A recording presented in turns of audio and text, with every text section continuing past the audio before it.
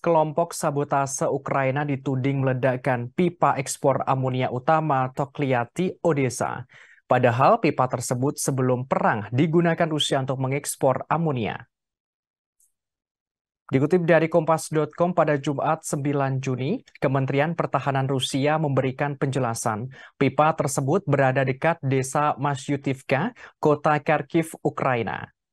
Pipa sepanjang 2.500 km ini termasuk dalam bahasan internasional, yakni untuk mengizinkan ekspor biji-bijian dari Ukraina di tengah konflik dengan Rusia. Namun pipa itu diledakkan. Rusia menuding dalang dari ledakan pipa tersebut adalah kelompok sabotase dan pengintaian Ukraina.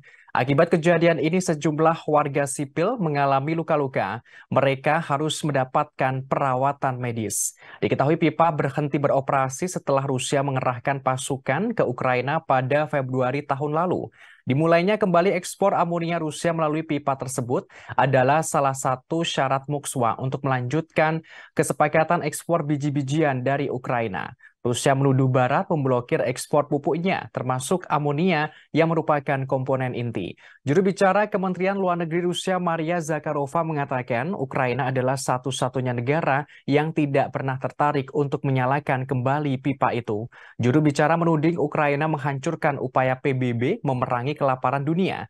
Menurutnya, jika kru dapat mengakses situs pipa amonia tersebut akan memakan waktu 1 hingga 3 bulan untuk memperbaiki kerusakan. Sebelumnya, bendungan Nova Kakhovka jebol pada Selasa pagi lalu. Istana Kremlin Rusia membuka suara soal tudingan Ukraina yang menyatakan Moskwa menyerang bendungan Nova Kakhovka di Kherson sampai jebol. Rusia membantah tudingan Ukraina tersebut. Justru Moskwa menandaskan jebolnya bendungan Nova sebenarnya ulah Ukraina sendiri. Dilansir dari RT.com, juru bicara Istana Kremlin Rusia, Dmitry Peskov menjelaskan pasukan Ukraina melakukan sabotase bendungan pembangkit listrik tenaga air Nova Kakhovka di wilayah Kherson, Rusia. Ia menerangkan Ukraina ingin melakukan upaya agar Crimea mengalami kekurangan air. Diungkapkan ada 2 juta penduduk Crimea, sebagian besar menerima air mereka dari kanal Crimea Utara yang disuplai dari waduk bendungan Nova Kakhovka.